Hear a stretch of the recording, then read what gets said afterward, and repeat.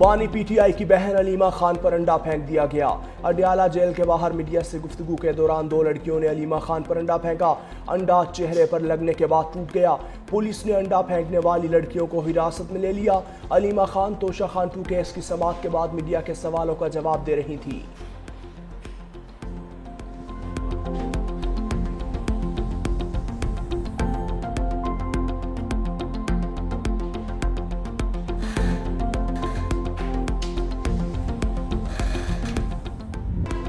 بھارت کی آبی جارحیت میں شدت آ گئی۔ دریائے ستلج میں ایک اور سیلابی ریلا چھوڑ دیا۔ گنا سنگھ والا کے مقام پر سیلاب نے ہولناک شکل اختیار کر لی۔ پانی کا بہاؤ 3,27,000 کیوسک تک پہنچ گیا۔ سلیمان کی اور اسلام ہیڈ ورکس پر بھی اونچے درجے کا سیلاب۔ بہاولپور کی 4 تحصیلوں کے تمام علاقے پانی میں ڈوب گئے۔ دریائے راوی میں بھی صورتحال تشویشناک۔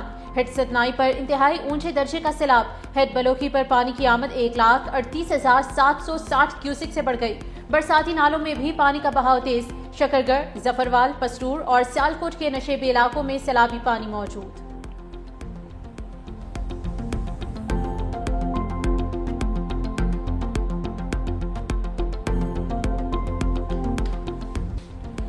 سیلابی ریلوں سے جنوبی پنجاب میں تباہی۔ دریاؤں میں شدید طغیانی کے باعث کئی بند ٹوٹ گئے۔ سیلاب سے اموات 49 ہو گئیں۔ جلال پور پیروالا میں سیلابی پانی سے رہائشی علاقے، سرکاری اور نجی املاک اور فصلیں متاثر۔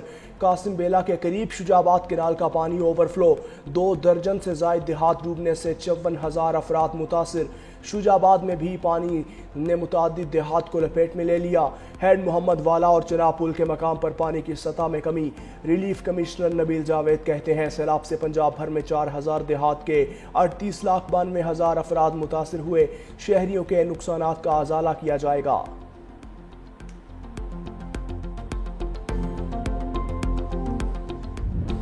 پنجاب کے دریاؤں کا سیلابی ریلا آج پنجنت کے مقام پر پہنچے گا۔ اونچے درجے کے سیلاب کا الرٹ جاری۔ پانی کا بہاؤ 3,10,479 کیوسک ہو گیا۔ علی پور میں نشیبی علاقے زیر آب، علاقہ مکینوں کی نقل مکانی۔ سیلابی ریلا 48 گھنٹوں میں گڈو بیراج پہنچنے کا امکان۔ صبح سندھ میں مختلف بیراجز پر پانی کی سطح میں اضافے کا سلسلہ جاری۔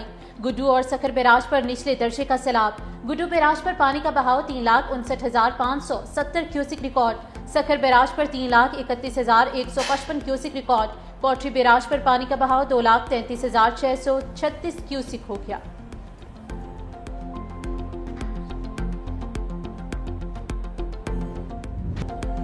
گجرات کی ضلع انتظامیہ 48 گھنٹے بعد بھی سیلابی پانی کے نکاس میں مکمل ناکام۔ شہر کے مرکزی مقامات پر پانی بدستور موجود۔ سطح 1 انچ بھی کم نہ ہوئی۔ سیلابی پانی شہر کے مزید علاقوں میں داخل۔ جی ٹی ایس چوک، رام تلائی چوک، گلزار مدینہ، کالوپورہ، فتح پورہ میں پانی داخل۔ چلڈرن پارک، فیصل گیٹ، ٹمبل چوک، فوارہ چوک، جناح روڈ، غریب پورہ، شیشے والا دروازہ 3 فٹ پانی موجود۔ تعلیمی ادارے دوسرے روز بھی بند رہے۔ پنجاب حکومت کا شہر میں سیلابی صورتحال کا نوٹس۔ بارشی پانی نکالنے کے لیے ہنگامی بنیادوں پر برساتی نالے کی تعمیر جاری۔ شہریوں کا غفلت کے مرتکب سرکاری افسران کے خلاف سخت کارروائی کا مطالبہ۔ وزیر اعلیٰ پنجاب مریم نواز کا گجرات کا فضائی معائنہ۔ شہر کی ابتر صورتحال کا جائزہ لینے کے بعد شہباز پور پہنچ گئی۔ وزیر اعلیٰ مریم نواز کو جلال پور جٹا فلڈ ریلیف کیمپ میں سیلاب متاثرین کے متعلق بریفنگ دی گئی۔ ریلیف کیمپ میں موجود بچوں اور خواتین سے بات بھی کی۔ کیمپ کے باہر جمع متاثرین کو وزیر اعلیٰ تک پہنچنے سے روک دیا گیا۔ متاثرین وزیر اعلیٰ پنجاب مریم نواز کو اپنی حالت زار سے آگاہ نہ کر سکے۔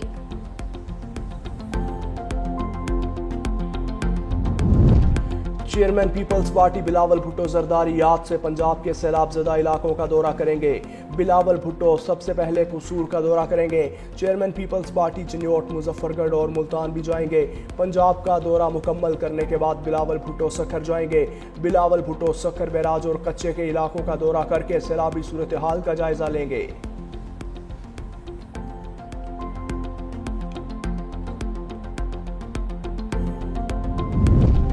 وزیر اعلیٰ سندھ مراد علی شاہ کی زیر صدارت سیلابی صورتحال پر اہم اجلاس۔ وزیر اعلیٰ کو دریائے سندھ اور بیراجز پر سیلابی پانی کی تازہ ترین صورتحال پر بریفنگ دی گئی۔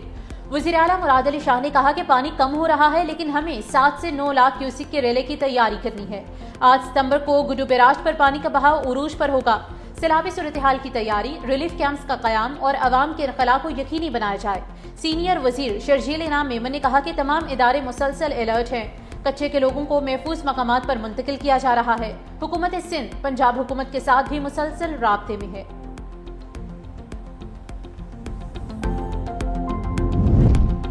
پاک فوج سیلابی صورتحال سے نمٹنے کے لیے نبورد آزما، جنوبی پنجاب کے سیلاب زدہ علاقوں میں ریسکیو اینڈ ریلیف آپریشن جاری۔ ساہیوال میں پاک فوج کے 30 ریلیف کیمپس قائم۔ ہیڈ سدنائی میں متاثر ہونے والے پل رانگو بند کو بحال کر دیا۔ تلمبا، میاں چنو اور عبدالحکیم میں بھی متاثرین کے لیے ریلیف آپریشن۔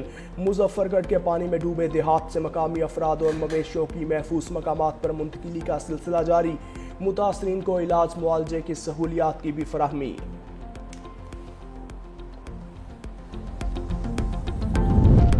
سیلاب متاثرین کو اپنی چھت اپنا گھر پروگرام میں شامل کرنے کا فیصلہ۔ وزیر اعلیٰ پنجاب مریم نواز نے متاثرین کے لیے بحالی پیکج طلب کر لیا۔ اجلاس میں آبی گزرگاہوں سے تجاوزات اور آبادیاں ختم کرنے کا بھی فیصلہ۔ آبی گزرگاہوں کی تعمیر کے لیے متاثرہ علاقوں کو ریڈ زون قرار دینے پر اتفاق۔ وزیر اعلیٰ مریم نواز کا کسانوں کے لیے بحالی پروگرام بھی وضع کرنے کا حکم۔ کہا سیلاب متاثرین کے گھر آباد ہونے تک چین سے نہیں بیٹھ سکتی۔ متاثرین کی توقعات پر پورا اترنا اعزاز اور ذمہ داری ہے۔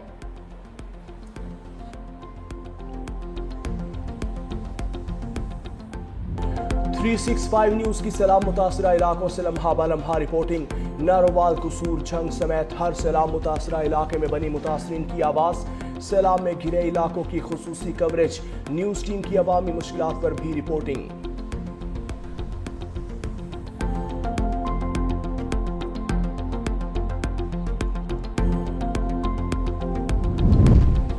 مغربی ہوائیں بھی بارشیں برسانے کے لیے تیار۔ محکمہ موسمیات نے 7 سے 9 ستمبر کے دوران شدید بارشوں کی پیشگوئی کر دی۔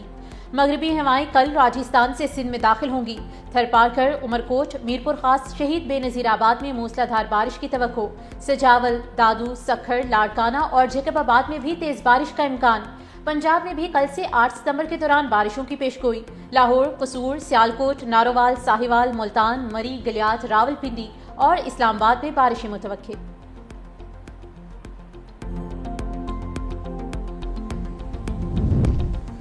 ہمارے ساتھ ناانصافی ہو رہی ہے، ارکان کو ہراساں کیا جا رہا ہے، ہمیں قائد سے بھی نہیں ملنے دیا جا رہا۔ پی ٹی آئی اور ارکان اسمبلی سراپا احتجاج، قومی اسمبلی سے واک آؤٹ، کورنگ پہ نشاندہی۔ بیرسٹر گوہر کا این ڈی ایم اے سے بھی شکوہ۔ اسد کیسر بولے، ہمیں ہمارا آئینی حق نہیں دیا جا رہا۔ قومی اسمبلی کے باہر عوامی اسمبلی لگائیں گے۔ اسپیکر ایاز صادق کا اپوزیشن کے رویے پر افسوس کا اظہار۔ کہا اپوزیشن کو قومی مسائل اور ایشوز سے کوئی سروکار نہیں، کاش آپ این ڈی ایم میں جا کر بریفنگ لیتے۔ این ڈی ایم اے نے بہترین کام کیا، اپوزیشن کی جانب سے کورم کی نشاندہی کرنا زیادتی ہے۔ وفاقی وزیر اعظم نذیر تارڑ نے کہا ریلیف سرگرمیوں کے لیے این ڈی ایم اے کو 1.30 کروڑ روپے جاری کیے گئے۔ حکومت سیلاب متاثرین کی بحالی کے لیے پوری کوشش کرے گی۔ بلوچستان میں سیاسی جماعت کے جلسے پر دہشت گرد حملے کے خلاف مذمتی قرارداد بھی منظور۔ دہشت گردی کے خلاف سیاسی طور پر متحد ہونا ہوگا، سیاسی جماعتوں کو سیکیورٹی فورسز کے پیچھے کھڑا ہونا ہوگا۔ وزیر مملکت طلال چودھری کا قومی اسمبلی میں خطاب۔ کہا دہشت گرد آسان اہداف کو نشانہ بناتے ہیں، خواتین اور بچے دہشت گردوں کا سافٹ ٹارگٹ ہیں۔ بلوچستان کا امن اور ترقی ہماری اولین ترجیح ہے۔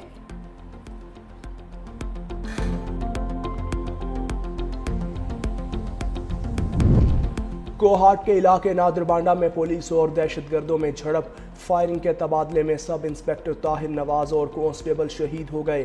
پولیس اور دہشت گردوں میں فائرنگ کا تبادلہ بھی ہوا۔ کوہاٹ پولیس کی بھاری نفری موقع پر پہنچ گئی۔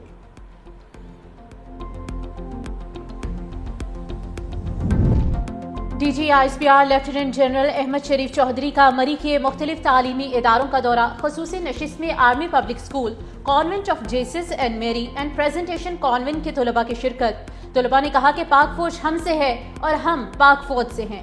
وطن دشمن عناصر جتنی بھی کوشش کر لیں نوجوان نسل کو اپنی افواج سے دور نہیں کر سکتے۔ وطن دشمنوں کی ہر میلی آنکھ کے خلاف ہم پاک افواج کے ساتھ کھڑے ہیں۔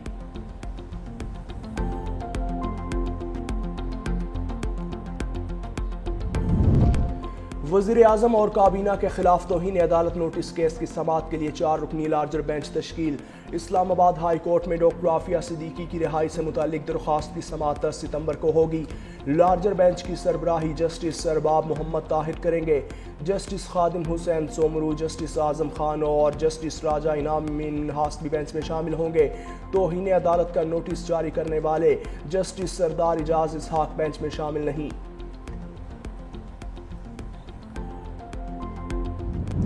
مصطفیٰ جان رحمت کی ولادت باسعادت کا جشن کل منایا جائے گا۔ ملک بھر میں جشن عید میلاد النبی صلی اللہ علیہ وآلہ وسلم شایان شان طریقے سے منانے کے لیے گلیاں اور محلے سج گئے۔ شہر شہر سجاوٹی اشیاء کے سٹالز پر خریداری بھی جاری۔ ہر کوئی جشن عید میلاد النبی منانے کے لیے پرجوش۔ مساجد اور گھروں پر چراغاں، ہر سو درود و سلام کی صدائیں۔